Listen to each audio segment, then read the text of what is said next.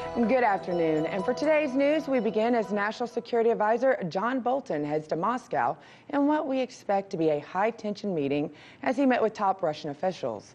We have top experts on the subject joining us later, but first, with the straight facts, we have Sara Montes de Oca joins me with all of the details. Sara, is this going to be just a trip about tariffs, or is there more involved? Scottie, there's so much more than just North Korea, but Trump seems to have dropped the ball on them just this weekend when he's saying that the U.S. will build up nuclear arsenal until Russia and China come to their senses. Tensions between the U.S. and Russia have already been pretty high, and Bolton is facing these 2 days of pressured talks with Russian officials. In what's expected to be a difficult meeting, President Trump made comments this weekend on his intention to pull out of the Intermediate Range Nuclear Forces Treaty. Trump claims that Russia violated the pact. Russia has violated the agreement. They've been violating it for many years, and I don't know why President Obama didn't negotiate or pull out.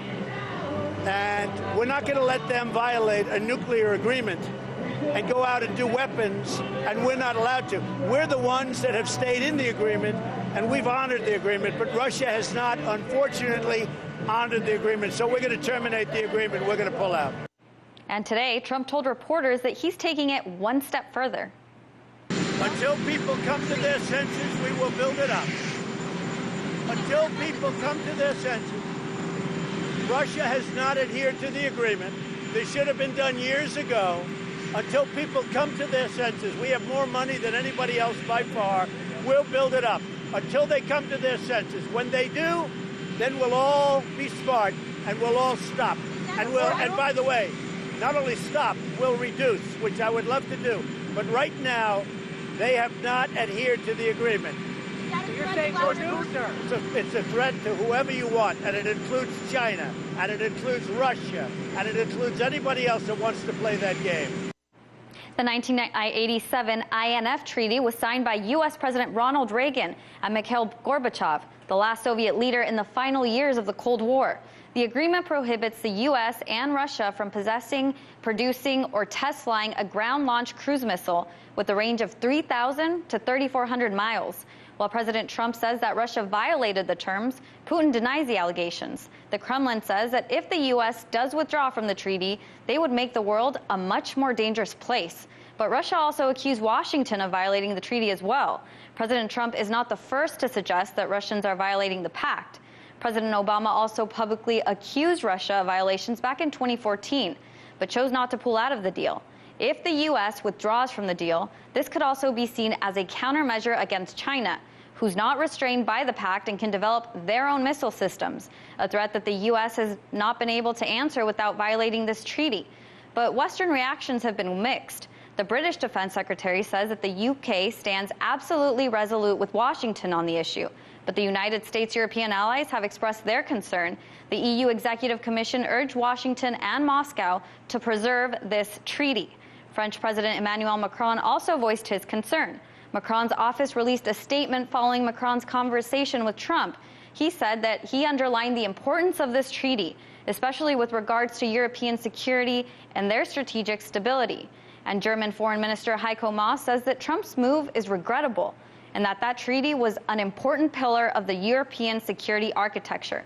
Now, Scottie, although Bolton was not scheduled to meet with Putin, it looks like that might be changing. Putin might be meeting with Bolton tomorrow to hear an explanation as to why they're going to pull out of the treaty. Well, now, Sara, I know this story has kept you busy today, and obviously President Trump is taking a very hard, aggressive tone with this. Any chance this could be more about just renegotiating a treaty? I mean, he's done that in other cases. Well, he did that recently with the USMCA deal, hasn't done it with the Iran deal, is trying with China, or hasn't been trying more so lately. So, I mean, he's 1-1. We'll see. Art of the deal, 50-50. Thank you, Sara. Now to get back to the news and the president's decision to withdraw from the Intermediate Range Nuclear Forces Treaty, I want to bring in Peter Kuznick. He's the director of the Nuclear Studies Institute at American University. Peter, thanks for joining us. Glad to be here. You know, our European allies are against the U.S. withdrawal from the INF, and Russia has already said it will retaliate. What does U.S. withdrawal from the INF mean for bilateral nuclear disarmament efforts? It looks like Trump is trying to dismantle what is left of the nuclear regime that greatly reduced the threat of nuclear war. You have to remember, back in the 1980s, the United States and Russia had about 70,000 nuclear weapons between us. It was estimated that between us we had the capability, destructive capability, equivalent to about 1.5 million Hiroshima bombs. This was a time of real insanity. And it was that time that Gorbachev reached out to Reagan, and the two of them sat down at Reykjavik. And they discussed, and it came within one word, really, of the possibility of eliminating all nuclear weapons. And the fallback, the booby prize in some sense, or the second prize, was the INF Treaty. It was an important treaty. It eliminated an entire class of nuclear weapons. Remember, 2,700 nuclear missiles were destroyed. More than 2/3 of them were Soviet missiles. And that created the cornerstone of the ongoing stability that lasted for quite some time. But then the United States, pushed by John Bolton back in 2001, the United States decided to abrogate the ABM Treaty. Then Bolton, who's now in Moscow discussing this with his Russian counterparts, Bolton called for pulling out of the INF Treaty in 2011 before there were even any allegations that the Russians were in any way breaching the treaty. Bolton has also called for not extending the New START Treaty when that expires in 2021. And Trump has said also that he will not extend the New START Treaty. So if you get rid of the ABM Treaty, you get rid of the INF Treaty, you get rid of the New START Treaty, we're back where we were in the 1980s.